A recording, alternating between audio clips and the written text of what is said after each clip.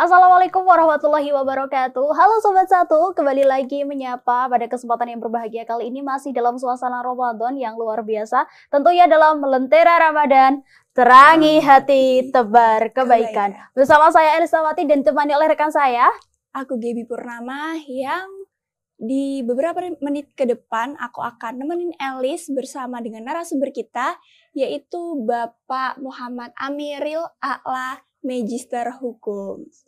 Siapa Sobat Satu, Pak? Assalamualaikum, halo Sobat Satu semuanya.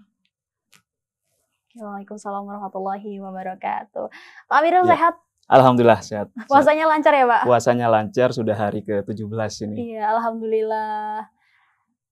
Pak Amiril, pada kesempatan kali ini kita bersama-sama juga Sobat Satu nih akan sharing-sharing, akan berbagi ilmu seputar ini sebenarnya hari yang sangat kita tunggu-tunggu ya, Gap? Bener banget.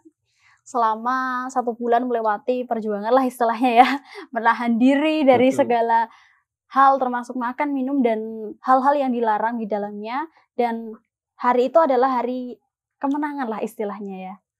Dan kita akan bahas hari itu hari apa? Pasti Sobat Satu juga sudah tahu dan juga sudah sangat paham bahwa hari yang dimaksud adalah hari Idul Fitri. Dan pada kesempatan kali ini bukan hanya Idul Fitri saja yang akan kita bahas, tetapi juga tentang kemenangan yang hakiki. Dan akan dibahas tuntas oleh beliau Pak Amiril. Baik, terima kasih Mbak. Kalau berbicara tentang Ramadan ya, jadi Ramadan di sini sebenarnya kita punya kewajiban untuk bersama-sama menyadari bersama bahwasannya kita diberikan kesempatan yang baik oleh Allah, diberikan kesempatan yang sangat berharga oleh Allah untuk bisa bersama-sama masuk ke dalam bulan Ramadan ini. Bersama-sama melaksanakan ibadah, melaksanakan amaliyah-amaliyah yang tentu nilainya berbeda dengan hari-hari yang lain. Nah, sebelumnya kalau kita mempelajari, kalau kita melihat lebih jauh, melihat kita diperintahkan untuk banyak berdoa, misalnya sebelum Ramadan pun kita dianjurkan untuk berdoa. Seperti Allahumma barik lana fi Rajaba wa Sya'bana wa balighna Ramadan. Kita meminta agar diberikan keberkahan sejak bulan Sya'ban, Rajab, bulan Sya'ban, dan agar bisa sampai kepada bulan Ramadan begitu. Nah, kesempatan bulan Ramadan ini tentu kesempatan yang sangat mulia, yang sangat baik untuk kita beribadah di dalamnya, di mana dalam 30 hari Ramadan tersebut kita sudah menahan nafsu, menahan lapar, menahan minum, dan keinginan-keinginan lainnya yang sehingga bisa membatalkan puasa kita. Nah, sebenarnya berbicara tentang Ramadan ini, kita seringkali melihat atau mendengar di masyarakat itu, Mbak, ucapan yang sebenarnya bukan ucapan yang salah, tapi bukan sepenuhnya juga hal yang benar begitu. Mungkin Mbaknya sering mendengar ucapan minal aizin wal faizin kullu amin wa antum bi khair. Minal aizin wal faizin di sini kita melihat bahwasannya menggambarkan atau menjelaskan tentang hari kemenangan di hari raya Idul Fitri begitu. Jadi setelah melewati 30 hari puasa, katakanlah 30 hari perjuangan begitu, menahan lapar, menahan haus, menahan hawa nafsu, kita sampai kepada hari kemenangan. Pertanyaannya adalah apakah benar Idul Fitri itu hari kemenangan begitu. Di sini kita harus melihat lebih jauh makna dari kata faizun tersebut yang artinya pemenang atau kemenangan di situ. Ternyata banyak dari kita yang merasa sudah betul-betul menang, sudah betul-betul berhasil setelah 30 hari itu melewati puasa dan merayakannya di bulan atau di hari raya Idul Fitri tersebut. Padahal sebenarnya hematnya adalah kita belum benar-benar menang, kita belum benar-benar mengalahkan mengapa kita menganggap menang, siapa yang kita kalahkan begitu. Apakah mengalahkan syaitan, mengalahkan hawa nafsu kita, atau mengalahkan siapa gitu. Nah, ternyata pada dasarnya inna syaitana lakum aduwwum mubin, bahwasannya setan itu adalah musuh yang nyata bagi kita umat manusia. Perasaan menang itu sebenarnya adalah bagaimana setan memoles kita untuk benar-benar merasa menang, padahal sejatinya belum. Karena setan adalah musuh yang abadi bagi kita, maka kemenangan yang sebenarnya adalah ketika kita bisa memerangi setan sampai kita selesai atau sampai kita meninggal dunia, sampai kita mati. Jadi kalau kita berpuasa 30 hari dan menuju kemenangan di Hari Raya Idul Fitri, sebenarnya kita menang, tapi bukan kemenangan yang seutuhnya. Bukan kemenangan yang secara totalitas, termasuk bukan kebahagiaan yang totalitas. Kebahagiaan yang juga harus tetap dalam kontrol. Kira-kira begitu, Mbak. Jadi boleh kita berbahagia, tapi sebenarnya bukan bahagia yang sepenuhnya. Harus tetap dalam kontrol tersebut. Oke, baik Pak Amiril ya. Saya mau bertanya mengenai bulan puasa ini Bulan kan puasa. ya. Kebetulan ini kan juga bulan puasa ya. Dosa apa sih yang sebenarnya biasa dilakukan oleh seseorang yang kita itu tidak tidak sadar akan hal itu? Baik. Di bulan Ramadan sebenarnya kita dianjurkan untuk memperbanyak amal ibadah, memperbanyak sunnah-sunnah amaliyah, bukan hanya ibadah yang wajib seperti sholat 5 waktu dan puasa itu sendiri, tetapi kita dianjurkan untuk melakukan amalan-amalan sunnah lainnya yang justru memperbanyak atau memperkaya pahala kita. Itu anjuran. Kalau kita melakukan amalan-amalan sunnah itu, seharusnya kita juga bisa menghindari hal-hal yang justru merugikan kita sendiri. Nah, kalau kita melihat di sekeliling kita, misalnya kita di kampus UIN 1 Tulungagung misalnya, atau di masyarakat yang lebih luas, kadang kita nggak sadar, Mbak. Kita nggak sadar, misal kita beli takjil atau menunggu buka puasa, kita ngobrol yang obrolannya ternyata menuju kepada hal-hal yang justru merugikan kita.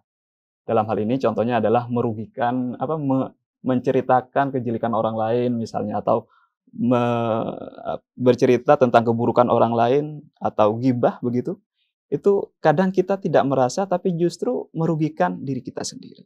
Jadi hal-hal seperti itu baiknya untuk dihindari. Begitu. Oke, Pak Amiril.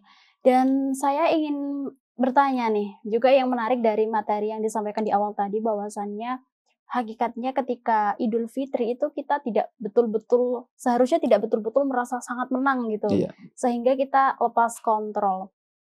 Tapi kebanyakan yang terjadi bahwa Idul Fitri ini dianggap sebagai momen lebaran. Momen lebaran, betul. Kalau dalam bahasa Jawa apa ya? Ya dilebar, seakan-akan bahwa kita bisa bersenang-senang. Dilepaskan gitu ya, Mbak ya? Dilepaskan, betul sekali, Pak. Bukan hanya kita secara hakikatnya di dalam hati senang saja, tetapi juga diimplementasikan dalam tindakan-tindakan, contoh apa-apa baru, terus kemudian juga banyak seperti makan-makan, ya itu sebenarnya budaya atau bagaimana ya. Nah itu seperti itu sebetulnya itu seharusnya itu tindakan bijak seperti apa yang kita laksanakan, Pak? Betul. Sebenarnya puasa selama 30 hari itu adalah bagaimana kita melatih diri. Melatih diri untuk memaksimalkan kemampuan kita dalam menahan nafsu, menahan diri kita. Itu ibarat kalau kita rajin olahraga misalnya. Kita nggak bisa langsung lari jauh misalnya, langsung lari dengan kecepatan yang tinggi. Ada tahapan-tahapan tertentu.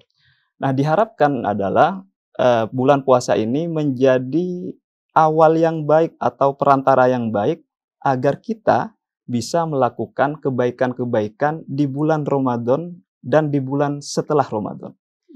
Jadi sebenarnya pada hakikatnya kita bukan tidak boleh berbahagia di Hari Raya Idul Fitri, bahkan justru harus berbahagia. Karena kenapa? Kita sudah melewati 1 bulan perjuangan kita, tapi yang perlu digarisbawahi adalah kebahagiaan dan perjuangan itu tidak boleh berlebihan. tetap dalam kontrol, tetap ingat bahwasannya ini hanyalah kemenangan sementara, kita boleh bahagia, tapi tidak berbahagia yang berlebihan, karena masih ada perjuangan-perjuangan di bulan selanjutnya. Innallaha la yuhibbul musrifin. Allah itu tidak senang kepada hal-hal yang berlebihan. Oke. Contoh berbahagia yang berlebihan itu seperti apa, Pak? Mungkin saja ya, Gap ya. Ketika tindakan kita selama hari raya itu ternyata itu termasuk salah satu tindakan yang bahagianya itu berlebihan. Itu seperti apa, Pak? Contoh misalnya kita 30 hari nih puasa. Di bulan 30 hari puasa sudah bela-belain nahan lapar, kita melakukan hal-hal kebaikan dan semacamnya. Kemudian di Idul Fitrinya kita merayakannya tersebut dengan memakai pakaian baru, mungkin jalan-jalan bersama keluarga atau bersama teman-teman, yang kita justru terlena dengan kebahagiaan di momen Idul Fitri tersebut, kemudian kita lupa waktu sholat misalnya. Kita mengundur waktu sholat. Padahal di bulan sebelumnya, di satu bulan sebelumnya di Ramadan itu kita menjaga amal kita sholat tepat waktu, kita puasa penuh 1 bulan, dan justru di Idul Fitri dengan kebahagiaan yang justru kita lupa, kita menunda sholat, kita lupa sholat. Itu salah satu hal yang kebahagiaan yang mungkin berlebih-lebihan sampai melupakan kewajiban. Begitu. Wah, ini nih. Ya karena jadi kasus juga ya, Gap ya. Iya, bener banget. Udah terlalu asik keliling, nyobain ini itu di rumah tetangga. Sampai lupa waktunya sholat. Betul. Banyak makan gitu ya, sampai lupa waktu sholat. Betul, Pak. Sering banget kejadian seperti itu. Apalagi kalau misalnya ada saudara jauh, kadang datang ke rumah. Kayak gitu kan, di rumah ngobrol buahnya gitu sampai lupa waktu. Kayak gitu. Sering banget kan itu kejadian. Iya, tapi sebenarnya itu kesempatan loh, Elis. Bisa jamaah bareng-bareng dengan keluarga besar. Seharusnya sih kayak gitu. Iya, seharusnya seperti itu. Seharusnya berbahagia, kita kumpul, sholat jemaah bersama, justru momen sholat jemaah itu menjadi hal yang juga membahagiakan, gitu ya Mbak ya? Iya, betul. Ya Allah. Keren ya. Oke. Dan Sobat Satu, kita juga pasti penasaran nih tentang kebahagiaan yang hakiki. Kebahagiaan yang hakiki ini apakah itu hanya terletak di momen Idul Fitri itu, ataukah memang di hari-hari lain juga sebenarnya kita bisa mendapatkan kebahagiaan yang hakiki ini dengan mungkin beribadah atau bagaimana, Pak? Berbicara tentang kebahagiaan, sebenarnya kita bisa memulai dari diri kita sendiri. Kebahagiaan juga identik dengan kedamaian, artinya kita harus punya kedamaian dalam diri kita sendiri. Damai di sini bisa kita klasifikasikan menjadi 2 bagian. Yang pertama adalah damai secara pasif dan damai aktif. Kedamaian yang secara pasif adalah kita bisa menahan diri, misalnya saat ada situasi yang memungkinkan untuk kita marah, tapi kita bisa menahan diri untuk memaafkan yang salah, atau banyak rasa maaf atau kedamaian dalam diri kita. Itu kedamaian yang sifatnya pasif. Sedangkan yang kedua adalah kedamaian yang bersifat aktif, adalah kita proaktif untuk melakukan kebaikan. Contoh kalau di bulan Ramadan nih, kita sering melihat mahasiswa-mahasiswa misalnya atau di masyarakat berbagi takjil di bulan Ramadan misalnya. Itu adalah bagian dari bagaimana kedamaian aktif yang justru melahirkan kebahagiaan. Jadi kalau kita memulai kedamaian dari dalam diri kita sendiri, kemudian dengan kedamaian aktif menularkan kepada sekitar kita, itu kebahagiaan yang sejati juga akan muncul. Nah, itulah mengapa dalam bulan Ramadan ini yang pertama adalah setelah kita melaksanakan puasa dan amal ibadah lainnya, kita harus punya kedamaian dalam diri kita sendiri dulu, kita mampu memaafkan kesalahan orang lain, kita bergerak aktif untuk melakukan kedamaian, berbagi misalnya, itu akan melahirkan kebahagiaan yang sifatnya hakiki atau kebahagiaan yang sesungguhnya. Gitu. Oke, ternyata aku tuh juga melakukan kedamaian yang pasif pada bulan Ramadan ini, yaitu sabar menanti buka puasa. Sabar menanti buka Tapi puasa. hanya untuk fokusnya ke diri sendiri ya, Gap. Maksudnya ketika tadi di pengertian kebahagiaan yang aktif kan seharusnya bukan hanya fokus terhadap kebahagiaan diri sendiri, tapi juga bisa membagikan kebahagiaan itu ke sekitar kita. Seperti itu ya, Pak. Betul. Seharusnya. Betul. Dan tadi juga ada hal yang menarik tentang dinamakan sebagai hari kemenangan, ya Pak. Mm-mm. Pada hakikatnya kemenangan di sini tuh sebetulnya kita menang dari apa sih Pak? Oke. Kemenangan di sini berasal dari kata faizun, itu adalah orang yang menang. Ya kan? Minal aizin wal faizin, seperti yang kita di pembahasan awal itu, kita melihat kemenangan itu pertama menang melawan siapa atau kemenangan dalam hal apa. Yang pertama adalah kita sudah jelas menang melawan diri kita sendiri, nafsu kita sendiri, dan menang terhadap godaan-godaan yang mengganggu atau menggoda kita untuk melakukan hal-hal buruk di bulan Ramadan atau mengurangi keutamaan di bulan Ramadan. Jadi kalau berbicara tentang kemenangan, yang pertama adalah kemenangan terhadap memerangi diri kita sendiri, nafsu diri kita sendiri, kemenangan melawan setan itu sendiri sebagai aduwwum mubin, musuh yang utama bagi kita semua, bagi manusia. Tapi perlu digarisbawahi juga bahwasannya kemenangan di Idul Fitri itu adalah kemenangan yang masih banyak perjuangan-perjuangan selanjutnya. Jadi ada Idul Fitri tahun depan yang harapannya adalah menjadi kemenangan yang lebih besar dan perantara kemenangan yang sesungguhnya di hari kemudian nanti. Masya Allah. Dan Sobat Satu, kita ke pertanyaan yang terakhir nih.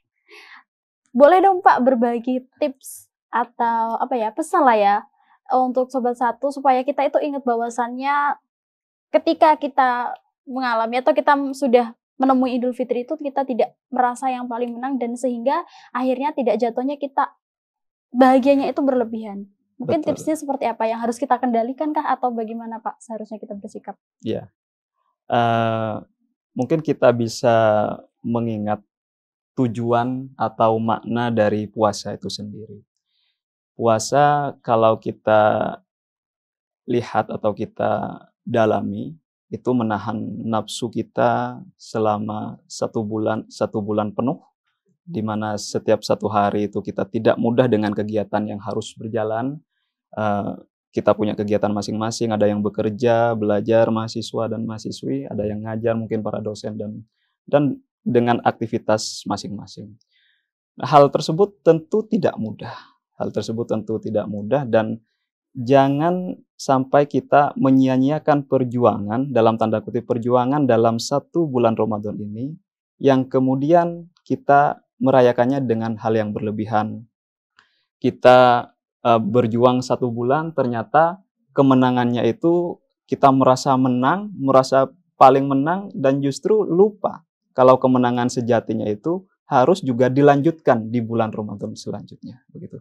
Jadi dengan mengingat tujuan puasa, yaitu la'allakum tattaqun, agar kita bertakwa, jadi kita harus menyesuaikan diri kita agar setelah puasa atau setelah Idul Fitri itu kita tetap dalam posisi takwa. Masya Allah, luar biasa ya Gaby. Dan Sobat Satu, pertanyaan tadi juga sekaligus menutup, tapi kita dengarkan dulu nih kesimpulan dari Pak Amiril tentang materi kita hari ini seputar Idul Fitri dan kebahagiaan yang hakiki. Baik, jadi kita sebagai Muslim yang menjalankan puasa di bulan Ramadan ini, pertama kita harus bersyukur karena Allah sudah memberikan kesempatan kepada kita untuk bersama-sama beribadah atau melakukan amalia-amalia di bulan suci Ramadan ini. Kemudian kita harus sadar diri dan sadar betul bahwasannya setiap waktu setan tetap memberikan atau membisikkan hal-hal atau merayu kita untuk sombong, untuk berbangga diri, untuk berlebih-lebihan, termasuk dalam perayaan Idul Fitri nanti. Seakan-akan kita menjadi pemenang, seakan-akan kita bahagia, padahal seakan-akan kita harus bahagia, tapi kita boleh bahagia tapi tetap ada kontrol. Kita boleh merasa menang, tapi tidak lupa diri bahwasannya setelah hari kemenangan Idul Fitri itu masih banyak perjuangan-perjuangan yang harus dilakukan. Begitu, Mbak. Oke, terima kasih Pak Amiril Sama-sama. ilmunya hari ini yang keren banget seputar bagaimana sih kita sebetulnya memaknai Idul Fitri dan hari kemenangan itu, kemudian juga bagaimana kebahagiaan yang hakiki itu dibentuk ya Gaby. Iya. Dan itu tadi juga sekaligus menutup perjumpaan kita pada episode kali ini Sobat Satu. Jangan lupa untuk terus menyaksikan Lentera Ramadan hanya di Satu TV. Betul. Aku Elisawati. Dan aku Gaby Purnama. Serta Saya Muhammad Amiril A'la. kami pamit undur diri. Terima kasih. Jangan lupa terus saksikan Lentera Ramadan. Terangi hati, tebar kebaikan. Assalamualaikum warahmatullahi wabarakatuh.